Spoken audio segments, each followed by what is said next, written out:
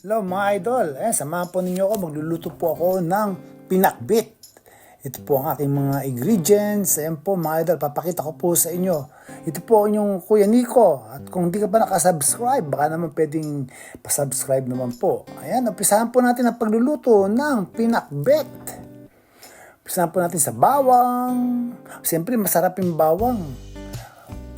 Sa pagigisa talagang di mawawala yan. Tapos sunod na po natin ng sibuyas. Then sunod ko na po ang chicken. Ayan po. Kahit ano po, kung ano po yung gusto nyong ilagay, pwede din po yung pork. Pero ako, mas gusto ko yung chicken, sliced chicken. Kahit anong part po ng laman ng manok. Pero ako, ang ginamit ko, medyo yung part ng hita po. Ayan pa, mas masarap yan. Pero tinanggal ko po yung buto. Then, susunod ko na po yung hipon. Ayan, mga idol. Kaya po, yung hipon kasi, boiled na po yung nabili ko. Yung hipon na yan.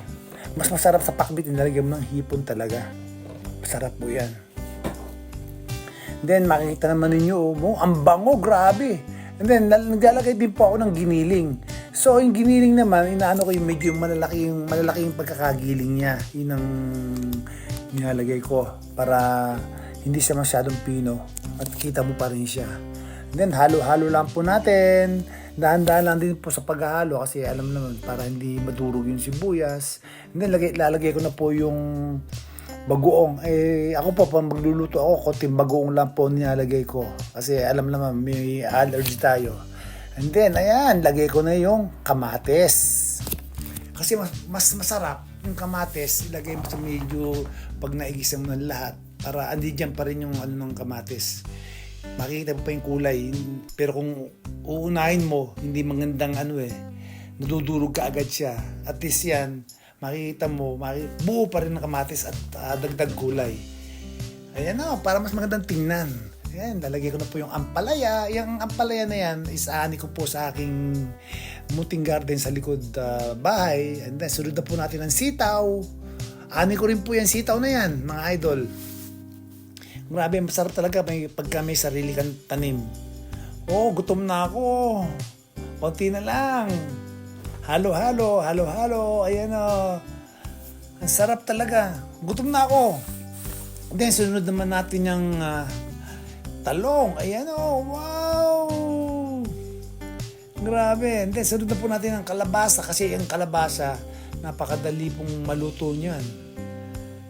Ayan o. Lagay ulit tayo ng konting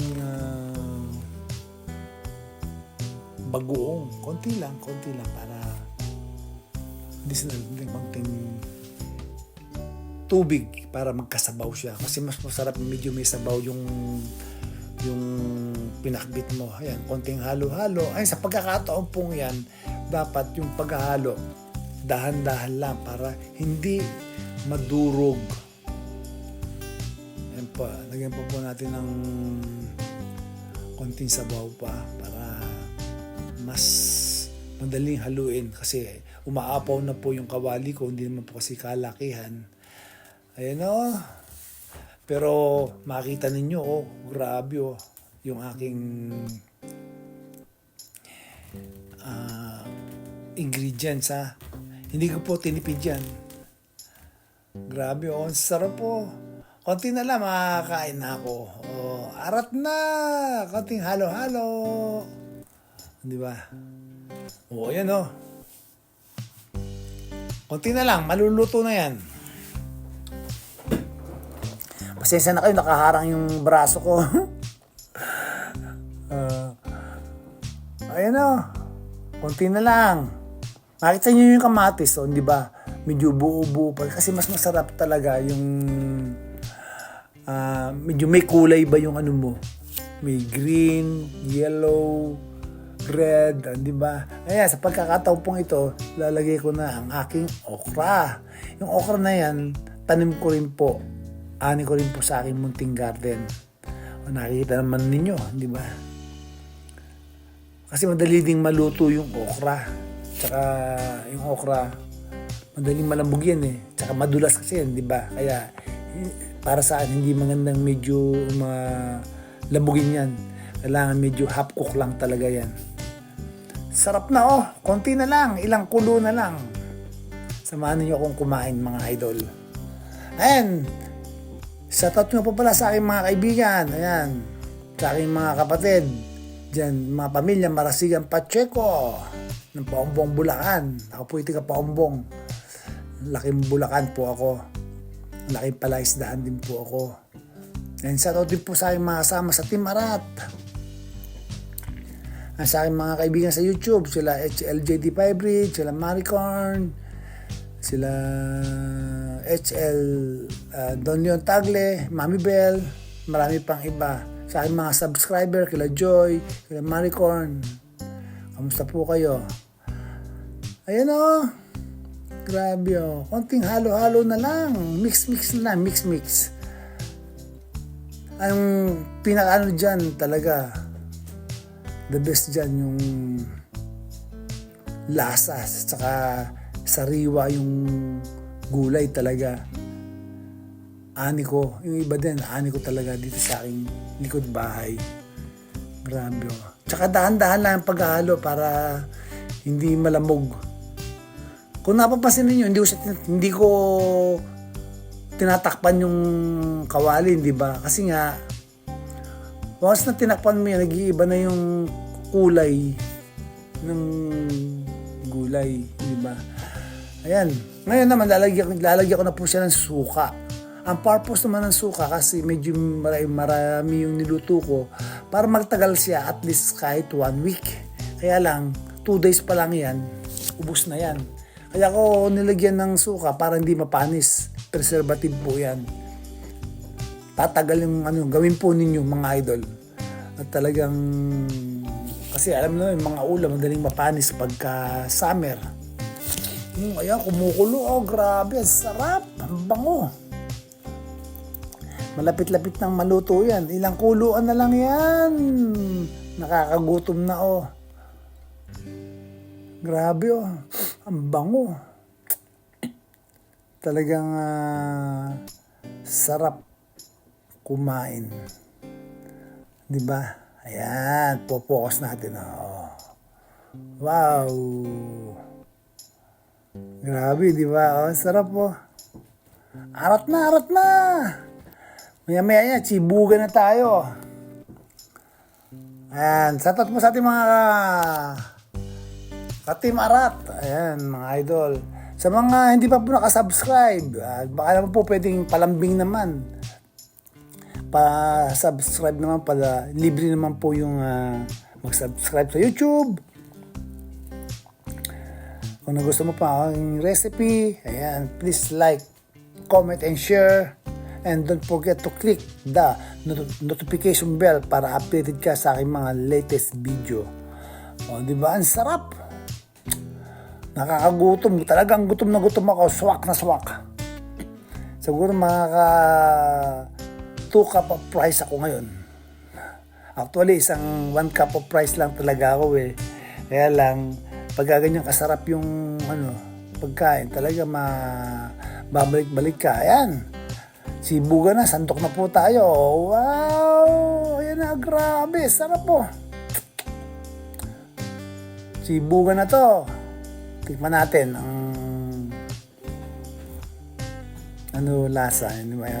Nakita ninyo, yung gulay ko, mga buo-buo pa siya. Di ba? Hindi yung durog. Kasi hindi maganda sa gulay yung lalamugin mo siya eh. Okay lang talaga. Hanggat maaari nga, half cook lang eh. Ayan. Sarap po. Oh, saluhan ninyo ako. Saluhan ninyo ako mga idol sa aking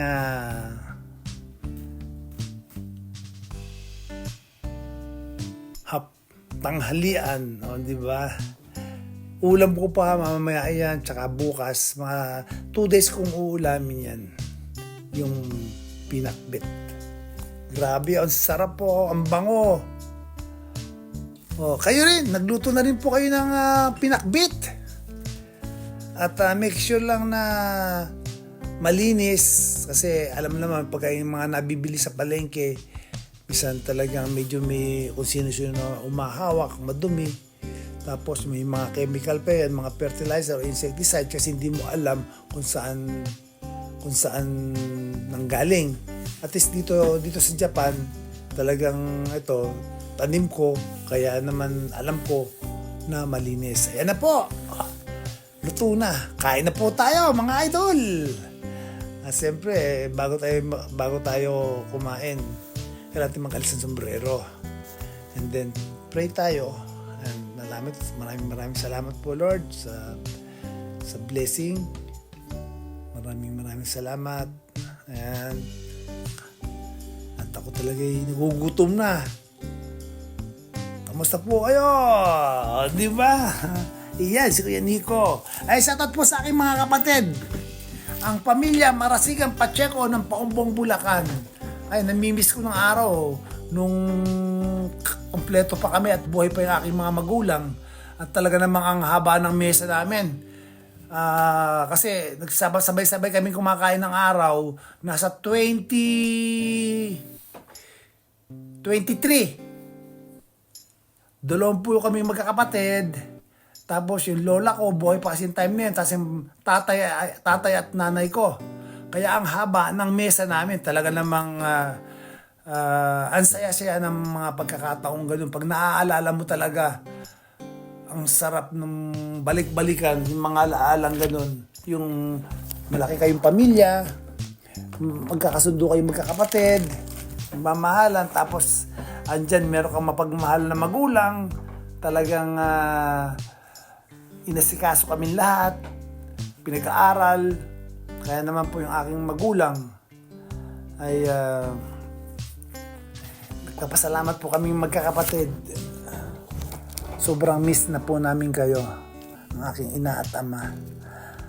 Mga kapatid ko, ako po'y tiga Paumbong. Shoutout po sa aking mga kababayan dyan sa bayan ng Paumbong, Barrio San Roque. Shoutout po sa inyong lahat. Po yung Kuya Nico, di ba? And hopefully, one day, pagka medyo okay na ako, uwi akong Bulacan at ibablog ko po yung Paumbong kasi gusto ko rin gawing content ang aking bayang Sinilangan dyan sa Barrio San Roque, bayan ng Paumbong, lalawigan ng Bulacan. Ingat po kayo lagi. Ayan, kain po kayo. Grabe, ang sarap po. Ang sarap talaga kumain yung sarili mong luto. Sarili mong tanim yung niluto mo. Saan ka pa? Ayan, next time po, abangan naman po ninyo ang pagluluto ko ng adobong sitaw.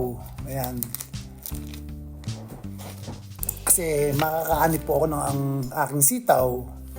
So, siguro baka mga 1 kilo makakaani ko doon. Medyo marami-rami yun. Kasi meron akong 3 puno ng sitaw. 4. Namumunga na, marami na po siyang bunga. Abangan po ninyo aking pagluluto. O paano?